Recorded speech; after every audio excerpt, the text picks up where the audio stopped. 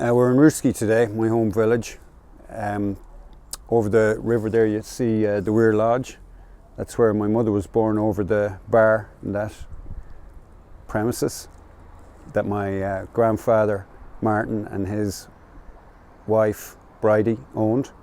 And then next door to that is Peter Reynolds' pub, and next door to that is the Shannon Key West Hotel, where originally there was a building called the Beaches that my grandparents on my father's side used to live with their family until they moved over to Shannon, and they built their own house up the village and eventually established the bacon factory, which was Hanley's bacon factory, which was taken over by Glanbia in 1989 and lasted about another 14 years before it burnt down.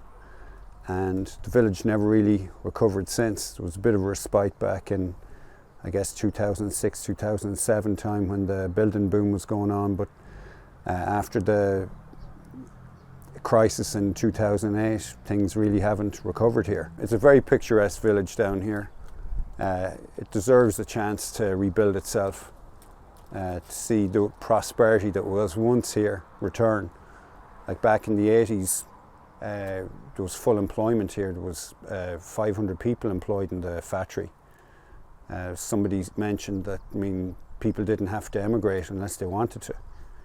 There was always something in Rooskey for them, and it prospered, and a lot of people came to the place. The boats going, I remember the boats when I was younger, coming up and down the Shannon, fishermen from Germany, England especially, they'd all come around here and they all had memories of Rooskey. And so many people, anywhere I've been in Ireland, I tell them I'm from Rooskey and they say, oh, I remember Rooskey on the Shannon. It deserves a chance to rebuild itself, and it can happen. There's a high amenity area here that we have here, but it'll be the people of Rooskey that do it. There won't be any help from outside. The hotel back in 2011 closed down. I remember it was good restaurant, good bar, well-run establishment, and unfortunately with the downturn it was closed. But it was the hub of the village for a lot of years there. Birthdays, weddings.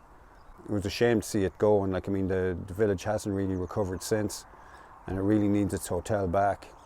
It could be the start of something, a revival in the local area, and that's what the area needs. The people need it, and I think now is the time for a redevelopment of the area. And unfortunately, with the proposed direct provision centre that they're talking about putting into it, you can write all that off. That's not going to happen. The boats that come through here in the summer and that, they're not going to stop. I really can't see how any development will come around the place if that direct provision centre comes into the area.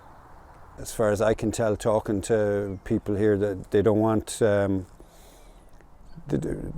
really feel that the people coming in here having their protest, they've nothing got to do with the area. They don't know the people here.